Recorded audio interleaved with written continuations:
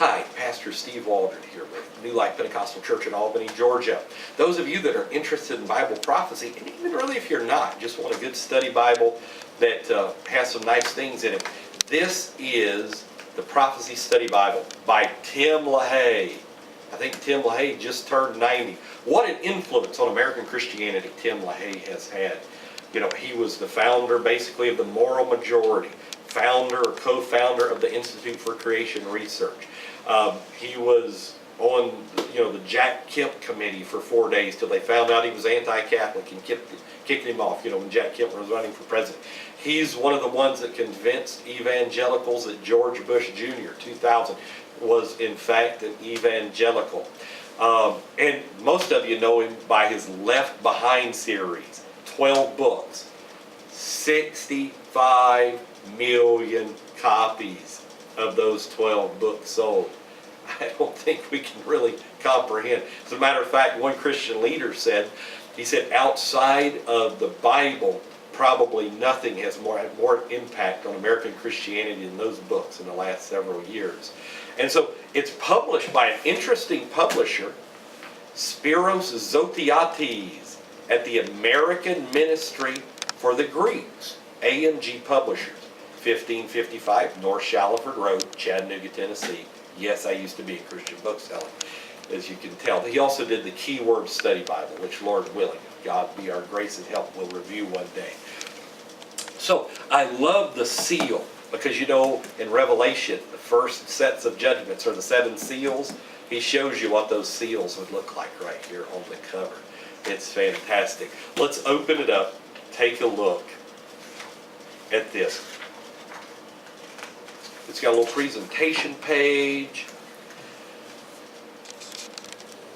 And then I really like what comes after the presentation page, these charts.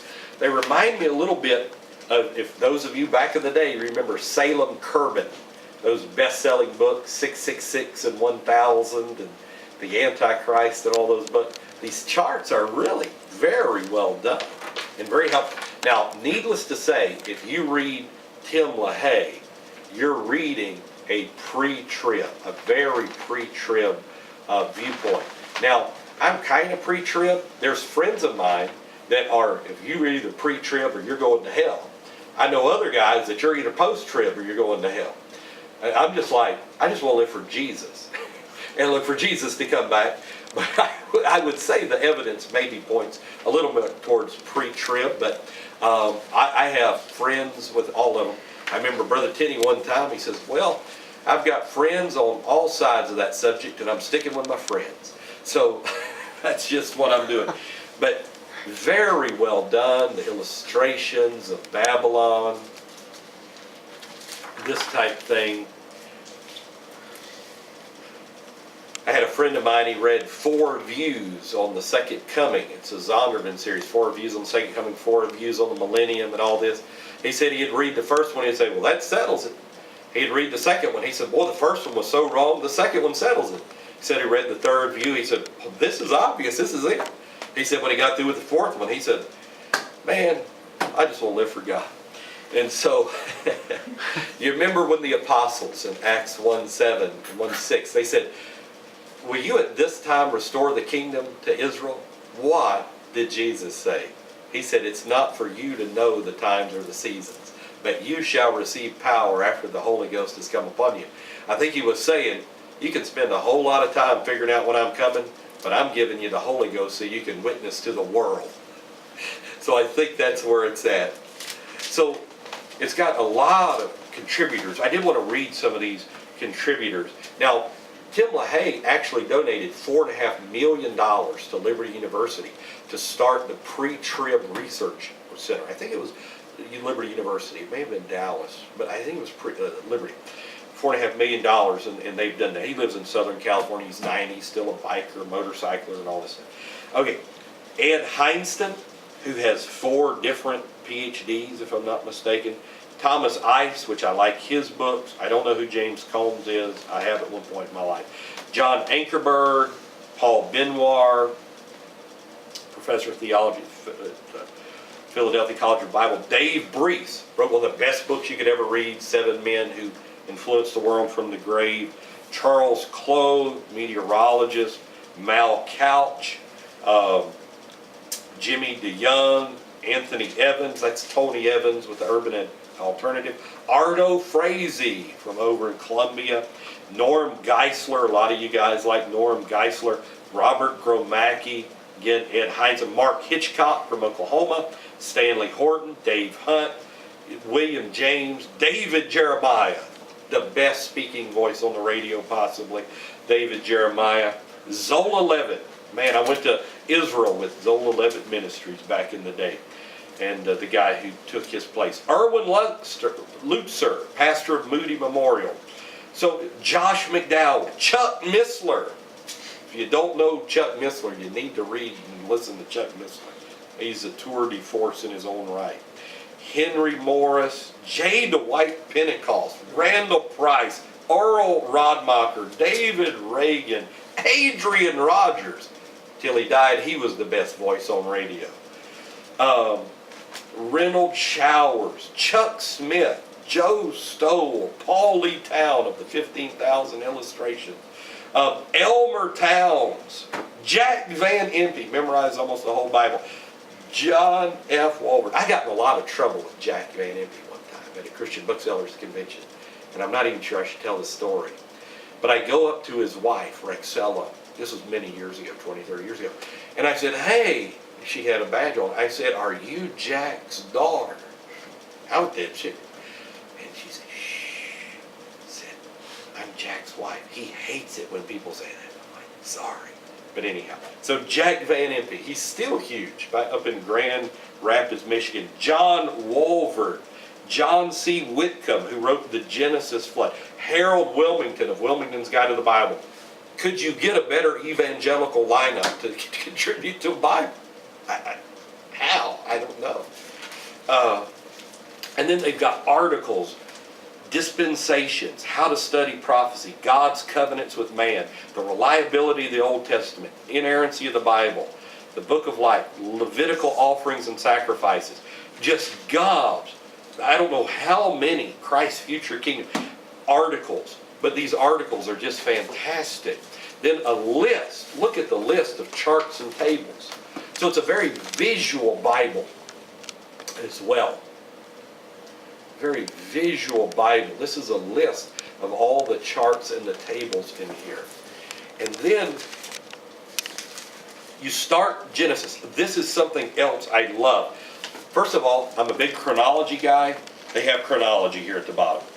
But then every book of the Bible, they tell you how much of that book is prophecy. So 14% of the book of Genesis is prophecy.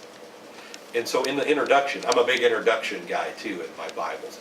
And so they do a great job with the introductions. Author Moses, date 15th century, key truth, beginnings, historic time, creation of patriarchs, key verse. And then it goes into all kinds of, okay, listen to this, including conditional prophecies, prophetic types, and or specific predictions. Genesis contains 77 distinct prophecies involving 212 out of the 1,533 verses of the book. He does that with all 66 books. How many verses of prophecy are in each book? About 28% of the entire Bible is prophetic in nature. And just great. Good size print. It's a clear print, 9-point print. I love the center column reference. Very dark. The verse numbering is very dark.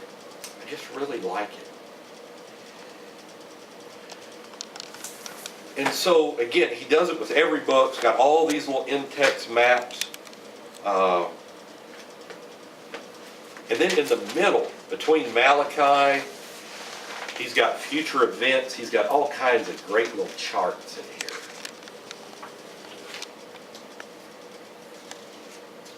Another thing I really love about this Bible, it's got commentary at the bottom. I should have mentioned that. Quite a bit of commentary at the bottom. And these are very thick. This is heavier than Bible paper. Bible paper, if it's,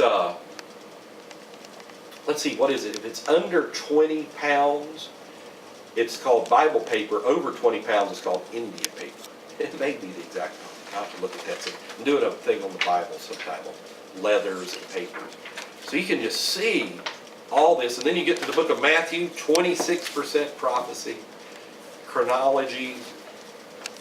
And then look at the notes at the bottom.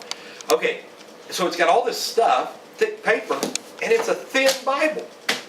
AMG hit a home run producing this Bible as far as fitting a lot of information in a thin Bible. Here's my 1769 Cambridge. You can tell it's a little taller, but it's actually thinner than my text-only edition Cambridge. It's thinner.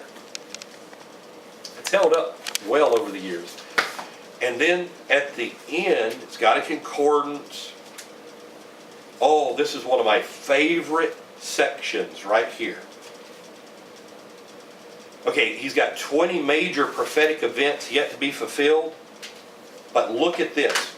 Master Index of Biblical Prophecies. Every biblical prophecy. Master Index. You don't find that many places. I mean, we're still going. Let's see, what's that say? Prophecies fulfilled from the exile to the coming of Christ. So this is almost like Wiederwolf's prophecy Bible, which you may look at sometime. Look at all that.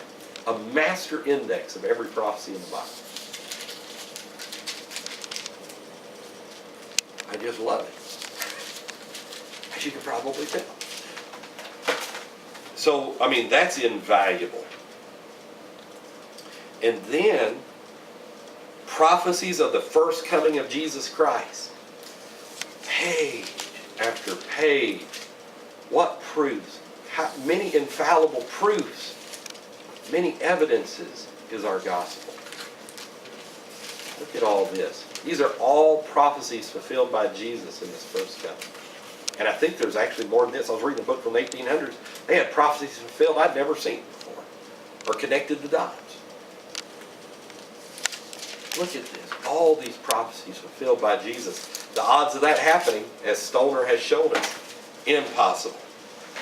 So Jesus had to do it. And what can I say? The Tim LaHaye Prophecy Study Bible, AMG Publishers, has Wilmington, Stowe, Lutzer. I'd encourage you to get it. God bless you if you're studying prophecy. Have a great day in Jesus.